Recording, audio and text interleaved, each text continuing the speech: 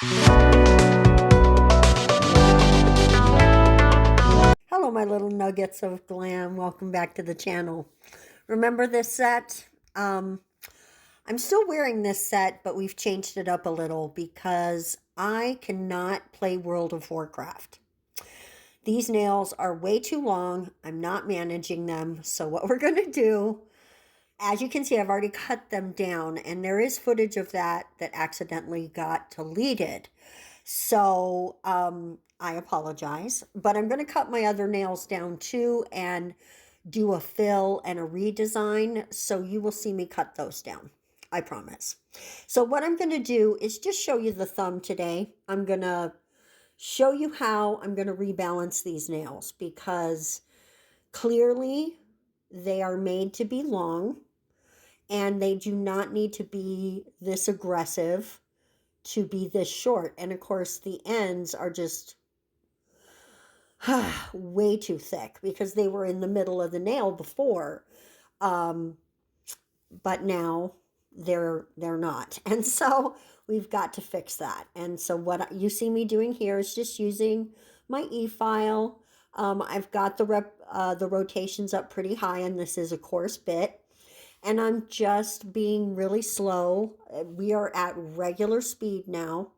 I'm just being really slow and careful, not really putting down any pressure, just letting the bit do the job and taking down the layers of nail here. And we're going to get down to a nice thin place, and I'm actually going to take it down. I'm sorry, there are a few times where I drift out of frame because this is primarily a filing video. Other than filing, there's only a tiny bit of other work. And so I struggle to stay in frame when I'm filing sometimes, but I do a pretty good job actually. And that's why I chose the thumb, because this is the finger that's the easiest to stay in frame with. And it's the easiest for you to see most of what I do because of the way that the camera and the thumb, you know, are, what is that, perpendicular to each other? Is that what that is? Guys, I do not know. That sounds right in my head, but I would have to look it up. But they're both in a horizontal manner, and so they're in the same direction.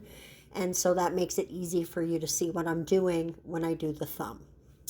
And then when I do the other nails, sometimes, like the first two nails, those are usually pretty good. The index finger and the middle finger, but that ring finger and the pinky, whoo, I struggle with those. So I'm all over the place when I do that. So there you go. I do actually have my dust collector out, of course, but at the end of the video, I did forget to pull it back out. So that was bad. But for the most part, I did use it to do this process.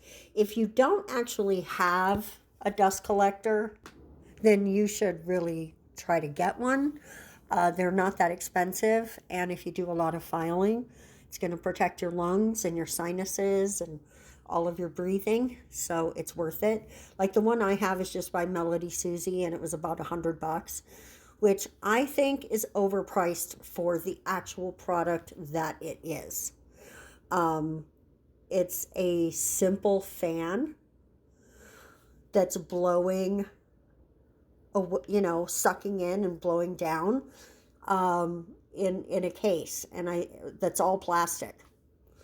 I feel like this technology could be cheaper, but that's just me nitpicking because it's totally worth protecting your lungs.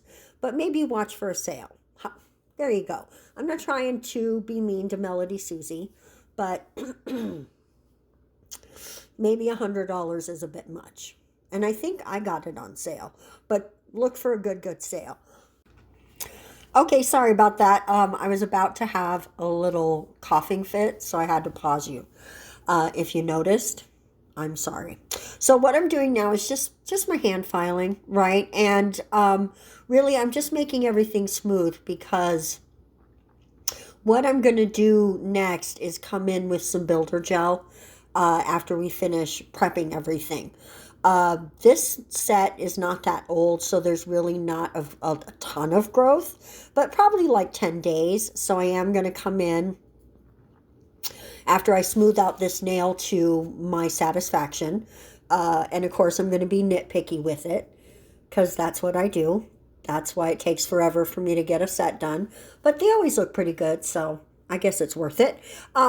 Anyway, so I'm going to come in and do a very quick prep on the bit that is grown out because I'm going to put some builder gel down, and I want to make sure that I'm able, to completely encapsulate everything that's here.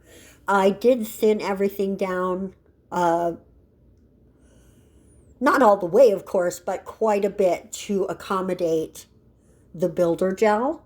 So the one thing about that is a couple of the nails look a lot different since they're more thin, but that's okay. I only need this set to last me another week and a half or so, and then we'll probably think about completely removing it and doing something else. So now that I've done the prep on all, with my little bit on all of my fingers, I'm going to come in and use my dehydrator, and then I'm going to use some primer.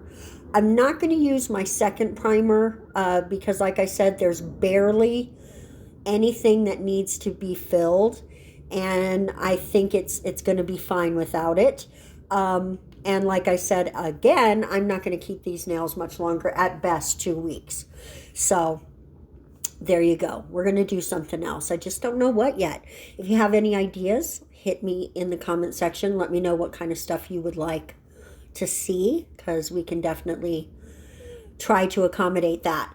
So I'm coming in now and just putting down a really quick slip layer, because gel is attracted to gel, and so wherever you've put the slip layer, the gel is going to go. And it's not like you can sit forever and it won't run, but it will give you a chance to lay down your gel. It will self-level into the other gel, and then you can do your little upside down trick, which I always do. Let gravity be your best friend, and then check your shape and pop it in the lamp. This was super easy to do. I'm not trying to add a ton of bulk. I just want to add a little builder gel for strength, because I think it's stronger than the poly gel, and I like the texture of it better. So that's my whole reasoning with that. So after curing and doing the other 4 nails, I'm just coming in and wiping away our sticky layer here. I guess, me and the nails. But we're just wiping away the sticky layer here. I'm doing this kind of late at night as well, because I have a busy several days ahead of me, and I just I'm not going to have time to do this voiceover in the morning, which is when I normally do voiceovers, is first thing in the morning. So now I'm just going to come in on this thumbnail and just do a really quick buffing, like a little bit of filing to make sure everything's nice and smooth. The builder gel is really nice and it self-levels really well, but you just want to make sure. But as you can see here, it didn't need a ton of work, just a little love, a little kiss with the old file to make everything nice and smooth and perfect. I really like how this turned out. I like the length. I've been living with them now for a couple days like this, and I think this is going to be my length for at least a little while, because I've been trying to play some more World of Warcraft lately, and I want to do it better.